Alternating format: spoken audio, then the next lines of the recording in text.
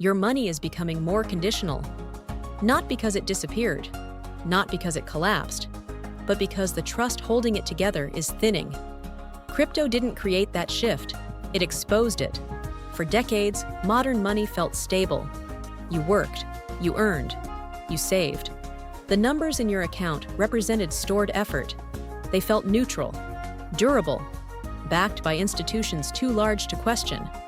Trust was embedded in the system. You didn't have to think about it. Banks held deposits, governments managed supply, central banks adjusted rates, markets priced risk. The structure appeared coordinated, predictable. Even when volatility appeared, the framework remained intact. That belief became a form of safety. Then crypto arrived and did something unusual. It asked a question most people had never considered. What if money itself is a trust agreement, not a fixed object? At first, it looked speculative. Digital tokens rising and falling, headlines about fortunes made and lost. It seemed like a side story in finance. But underneath the volatility was something quieter. People were choosing to trust code over institutions. That choice revealed a fracture. The visible effect was obvious. Capital moved.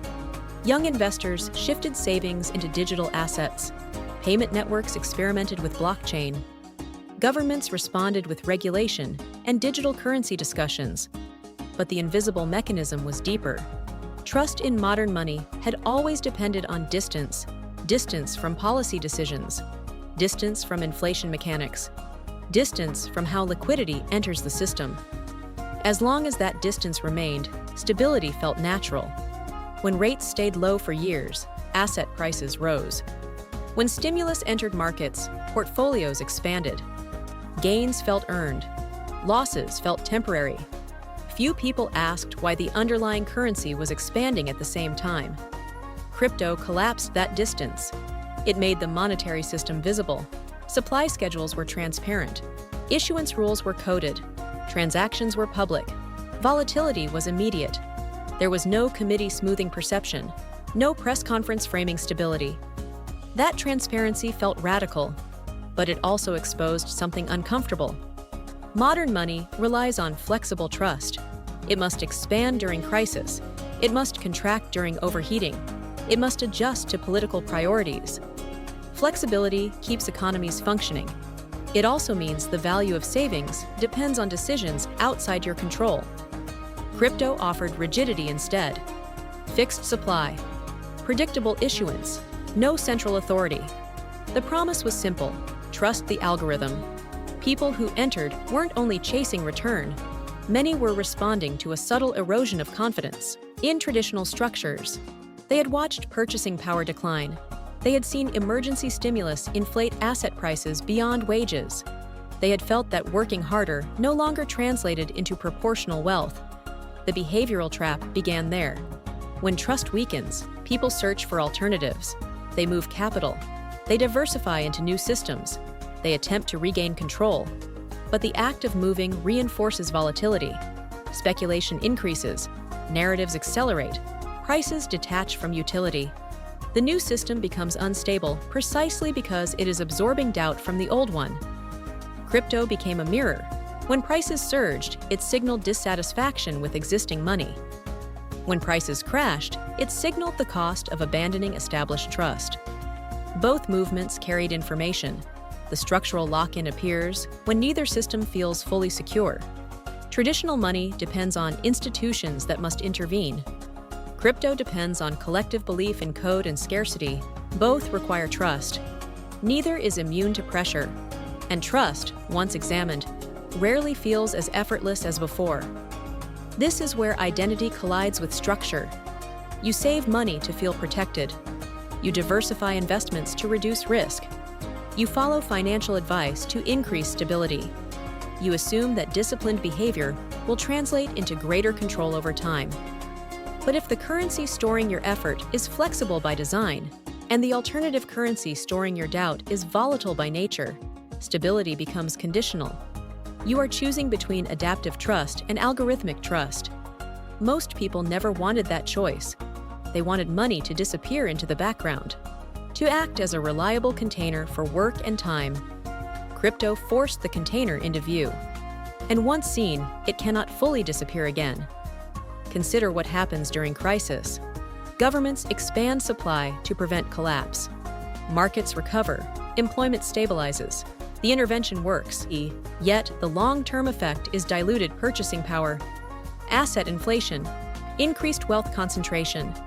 The visible effect feels like rescue. The invisible cost accumulates slowly. Crypto's existence highlights that trade-off. It says, here is a system that will not intervene. It will not rescue. It will not adjust. It will remain fixed, regardless of crisis. That rigidity is both its appeal and its limitation. When people allocate wealth into crypto, they are not only speculating, they are expressing a preference about which type of trust they find more tolerable. Flexible trust or fixed trust, but both systems depend on collective belief. If enough people lose faith in institutions, currency weakens. If enough people lose faith in code, tokens collapse. Trust is not eliminated, it is relocated. This realization alters how money feels. It is no longer purely transactional. It becomes political, structural, conditional. You begin to see policy announcements as direct influences on your purchasing power. You begin to see technological upgrades as potential threats to monetary stability. The distance is gone, and without distance, comfort fades. There is also a generational layer. Younger investors grew up during stimulus cycles and digital networks.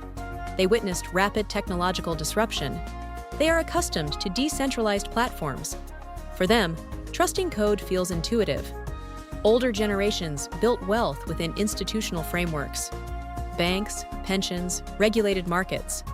For them, stability emerged from governance and oversight. Crypto exposes that divergence. It asks which foundation feels more durable. But durability is relative. Institutions can fail slowly. Algorithms can fail instantly. Regulation can stabilize or suppress. Decentralization can empower or fragment. Every choice carries dependency. The point of no return is subtle. Once you recognize that money functions through negotiated trust, you cannot return to viewing it as neutral storage. You understand that inflation is not accidental, that supply expansion is intentional, that scarcity narratives are constructed.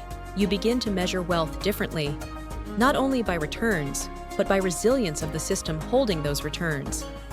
That awareness changes behavior. It changes conversations.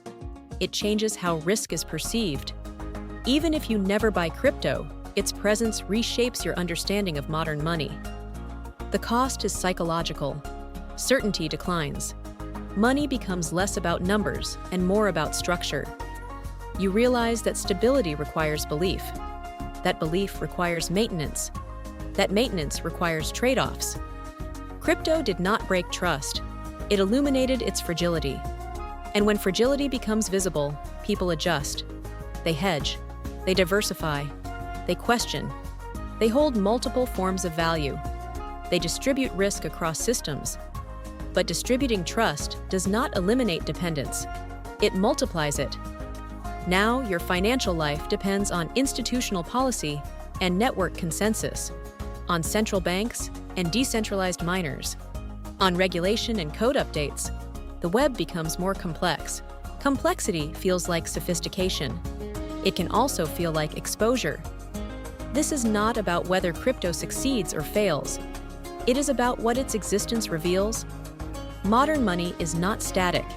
It is negotiated continuously between governments, markets, technology, and collective belief. Crypto simply made that negotiation impossible to ignore. And once money is seen as a living agreement rather than a fixed object, every headline becomes part of its story. Every rate decision, every regulatory proposal, every blockchain fork. Trust is no longer assumed, it is evaluated. That evaluation never fully stops.